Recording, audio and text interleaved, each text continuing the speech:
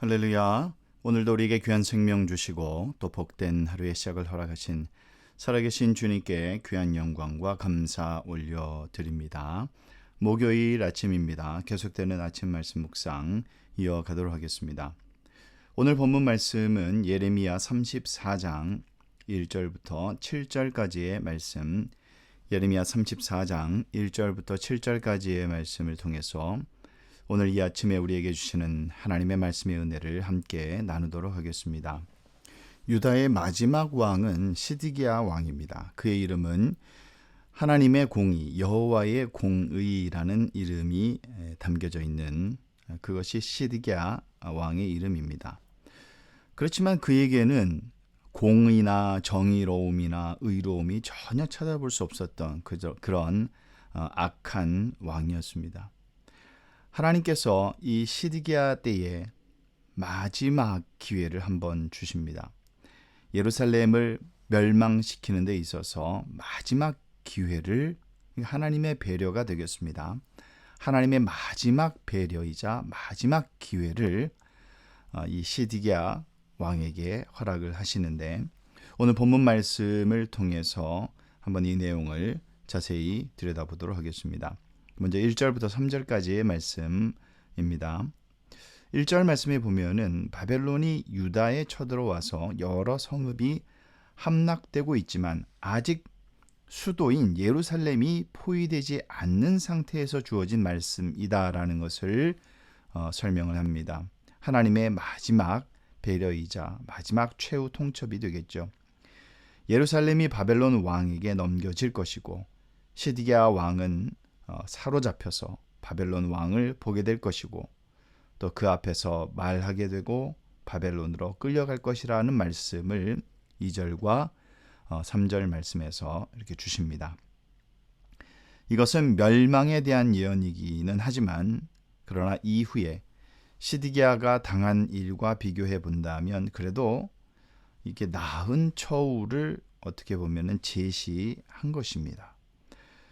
왜냐하면 시드기야는 끝까지 반항하다가 결국 예루살렘이 함락된 이후에 모든 그의 아들들이 다 죽게 되죠. 그것을 직접 눈으로 보게 되고 또 그의 눈이 어떻게 됩니까? 뽑히게 됩니다.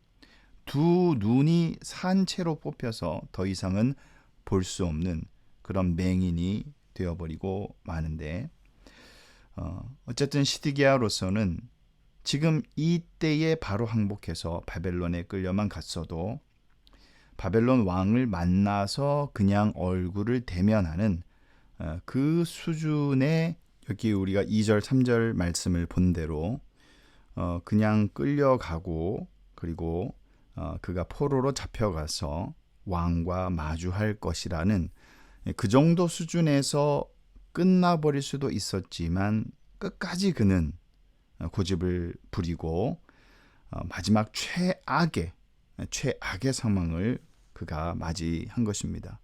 그 이유는 바로 코앞에 닥쳐온 종말을 그가 깨닫지 못했기 때문이죠. 4절 말씀으로 넘어가서 하나님께서 예루살렘의 멸망을 예언하신 후에 시드기야 왕에게 칼에 죽지 않고 평안히 죽을 것이며 많은 사람이 그의 죽음을 애통할 것이다 말씀하십니다. 이것은 지금이라도 하나님의 심판을 받아들이고 바벨론에게 항복을 하면 그래도 그가 왕으로서 최소한의 품격은, 위엄은 유지할 수 있다라는 말씀이 되겠습니다. 사실 하나님은 시드기야에게 최선의 제안을 지금 제안하고 계신 셈이죠. 전쟁에서 패한 왕일지언정 비참한 죽음은 당하지 않도록 하시겠다라는 그런 하나님의 배려인데, 시드기야는 그가 신실한 삶을 하나님 앞에서 살지 않아서 마땅히 그는 하나님 앞에서 버림받아도 되지만 그래도 하나님은 다윗 왕조의 마지막 왕에게 어울리는 제안을 잊지 않고 하셨다라는 얘기입니다. 하나님은 지금도 죄인들에게 멈추고 회개하면 최악의 상황까지는 가지 않을 것이라 말씀하십니다. 혹시 하나님이 멈추라고 말씀하심에도 불구하고 계속해서 습관적으로 이어가는 죄가 우리에게 있다면 즉시 회개하고 그 자리에서 돌이켜야 할 줄로 믿습니다. 마지막 6절, 7절 말씀을 보도록 하겠습니다. 바벨론이 수도 예루살렘까지 도달하는 것은 사실은 시간 문제죠. 이미 몇 차례에 걸친 침공 때문에 여러 성읍이 이미 파괴가 된 상태에서 라기스와 아세가 이 두 성읍이 명맥을 유지하고 있었다고 했습니다. 하지만 바벨론의 3차 침공으로 인해서 그것마저 마지노선마저 다 무너지고 말았다라고 이제 7절에 기록합니다. 이제 유다는 멸망한 것이나 다름없는 그런 상황에 직면했죠. 예레미야가 하나님의 최후 통첩을 시드기야에게 전달했을 때 이제 그것이 6절의 말씀입니다. 근데 시드기야는 바벨론에게 그때 항복했어야만 했습니다. 사실 하나님은 재앙으로 치시기 전에 미리 말씀으로 경고하시고 돌이킬 것을 요구하시죠. 항상 하나님은 마지막까지 기다리시고 기회를 주시죠.